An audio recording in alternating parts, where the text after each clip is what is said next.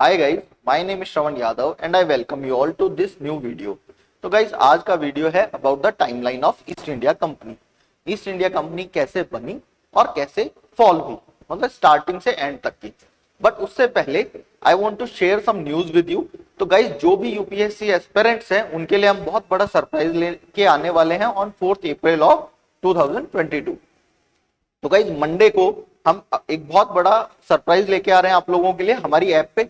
तो जिन भी लोगों ने हमारी ऐप डाउनलोड नहीं किए वो हमारी ऐप डाउनलोड कर लें, उसका लिंक आपको डिस्क्रिप्शन बॉक्स में मिल जाएगा। तो गाइस, वीडियो स्टार्ट करते हैं अबाउट द टाइमलाइन।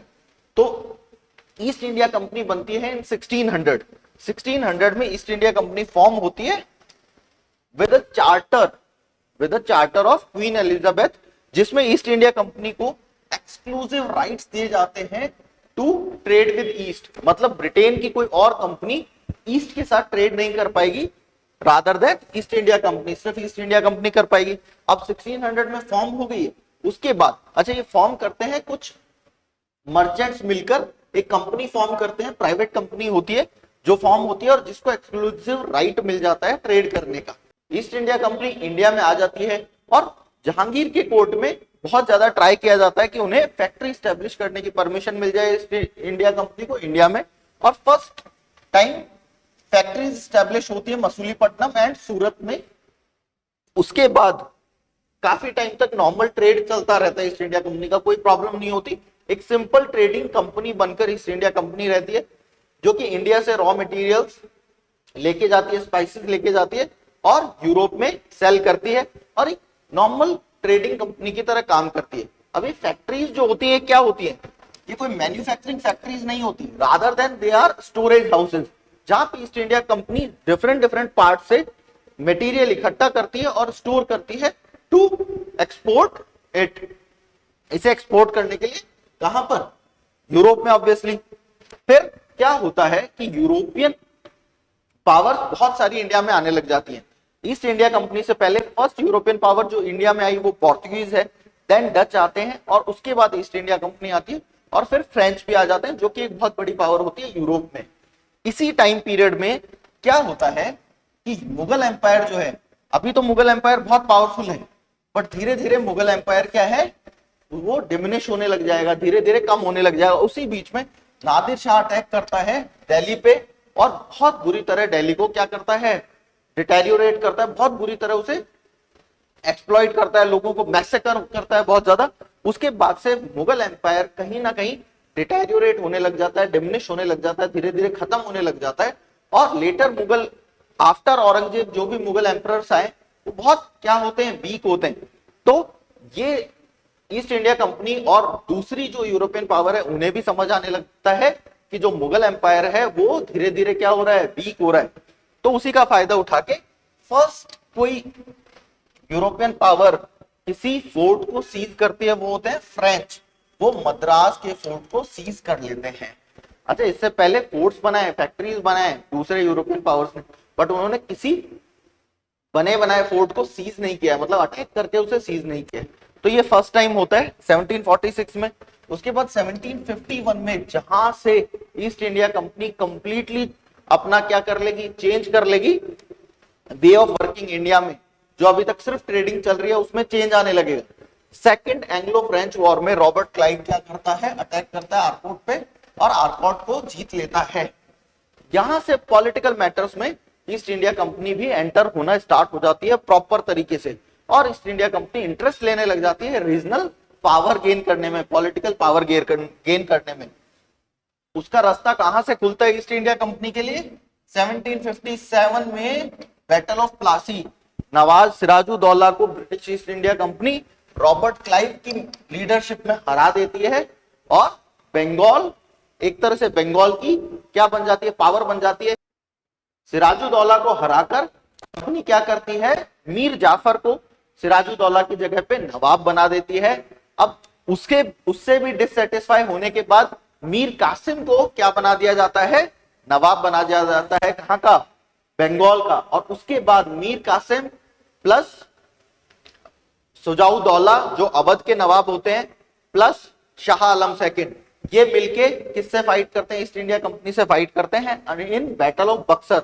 जो वो हार जाते हैं और उसके बाद कंप्लीटली किसके अंडर आ जाता है, बंगाल ईस्ट इंडिया कंपनी के कंप्लीट दीवानी राइट्स मिल जाते हैं ईस्ट इंडिया कंपनी को। यहां से ईस्ट इंडिया कंपनी की पावर बहुत स्पीड से गेन होनी, इंक्रीज होनी स्टार्ट हो जाती है। अब ईस्ट इंडिया कंपनी उसके बाद क्या होता है, मुगल एम्परर राइट दे देता है ईस्ट इंडिया कंपनी को बंगाल के क्या रेवेन्यू कलेक्शन की दीवानी rights, as I have already told you, क्योंकि वो हार जाते हैं किसमें, बैटल ऑफ बक्सर में, जो 1764 में होगी। 1764 बैटल ऑफ बक्सर के बाद एंग्लो मैसूर वॉर होता है फर्स्ट 1767 में, इंग्लिश वर्सेस हैदर अली, जो कि हैदर अली जीत जाता है। और सेकंड वॉर भी हैदर अली जीतता है, बट 1782 में हैदर अली की वुंड्स की वजह से, वॉर वुंड्स की वजह से डेथ हो जाती है। उसके बाद टीपू सुल्तान बनता है नवाब कहां का, मैसूर का। और दो वॉर और होते हैं एंग्लो मैसूर वॉर, जिनमें दोनों ही वॉर में टीपू सुल्तान हारता है, और सेकंड वॉर में 1799 में टीपू सुल्तान की भी डेथ हो जाती है और कंप्लीटली मैसूर जो डायनेस्टी, मैसूर जो किंगडम होती है उसे डिस्ट्रॉय कर दिया जाता है। और इनकी जगह पे पहले यहाँ पे वोडियार डायनेस्टी रूल करती है, तो उसी के सक्सेसर को रूलर बना दिया जाता है। ब्रिटिश मोनोपोली ले लेता है ओपियम ट्रेड की विद बंगाल, कि सिर्फ और सिर्फ ओपियम बंगाल में कौन सेल कर पाएगा, ईस्ट इंडिया कंपनी। 1803 1799 तक आप समझ गए होंगे। 1803 में सेकंड एंग्लो मराठा वॉर होता है और फॉल ऑफ दिल्ली भी होता है साथ में। फिर 1806 में फर्स्ट टाइम वेलोर में सिपोही म्यूटिनी होती है। फर्स्ट सिपोही म्यूटिनी कहां होती है, वेलोर में होती है। ईस्ट इंडिया कंपनी के वेलोर यूनिट में फर्स्ट सिपोही म्यूटिनी होती है। उसके बाद 1825 में मैसिव माइग्रेशन होता है इंडियंस का to Reunion and Mauritius islands. Reunion and Mauritius island पे बहुत ज्यादा इंडियंस जाते हैं फॉर लेबर ट्रेड। 1835 में English made official court language, English को इंडिया की ऑफिशियल कोर्ट लैंग्वेज बना दिया जाता है। फिर 1843 में इंट्रोड्यूस होती है डॉक्ट्राइन ऑफ लैप्स, जो बहुत बड़ा रीजन थी किसका, वॉर ऑफ 1857, रिवॉल्ट ऑफ 1857 का बहुत बड़ा रीजन थी डॉक्ट्राइन ऑफ लैप्स। क्या होती है doctrine of lapse? Doctrine of lapse में क्या होता है कि मान लो कोई इंडियन प्रिंसली स्टेट किंग है, कोई इंडियन प्रिंसली स्टेट का किंग है, उसका कोई भी रियल एयर नहीं है, रियल सन नहीं है, तो उसकी जो भी प्रॉपर्टी होगी, जो किंगडम होगा, वो डायरेक्ट ब्रिटिश रूल के अंडर आ जाएगा। किंग्स को, अडॉप्टेड सन्स को एयर बनाने की परमिशन नहीं दी जाती इसके अंदर, डॉक्ट्राइन ऑफ लैप्स के अंदर। इसी की वजह से क्या होता है, 1857 का रिवॉल्ट होता है, जहां पे झांसी की रानी झांसी के लिए लड़ेंगी, वो भी अपने अडॉप्टेड सन के लिए ही लड़ाई कर रहे होते हैं, है ना। नाना साहेब को जो 1853 में फर्स्ट रेलवे लाइन बिछाई जाती है बिटवीन थाने एंड बॉम्बे। 1857 में ऑल वी नो क्या होता है, महासंग्राम होता है between east India company and Indian freedom fighters. हम उनको भी फ्रीडम फाइटर्स कह सकते हैं उस टाइम के। तो एक हमारा 1857 का रिवॉल्ट होता है और 1858 में कंप्लीटली ईस्ट इंडिया कंपनी का रूल खत्म कर दिया जाता है और डायरेक्ट ब्रिटिश क्राउन क्या है, रूल को कर लेता है अपने अंडर, और डायरेक्ट ब्रिटिश क्राउन का रूल आ जाता है इंडिया पे। आई होप गाइज आपको वीडियो वो टाइमलाइन पूरी समझ आ गई होगी ईस्ट इंडिया कंपनी के राइज एंड फॉल की। If you like the video please hit the like button. और जैसा मैंने आपको बताया कि एक बहुत बड़ा सरप्राइज आने वाला है, तो हमारी ऐप जल्दी से डाउनलोड कर लीजिए सब लोग, जिससे आप उसकी सरप्राइज में पार्टिसिपेट कर पाए और आपको भी उससे कुछ बेनिफिट हो।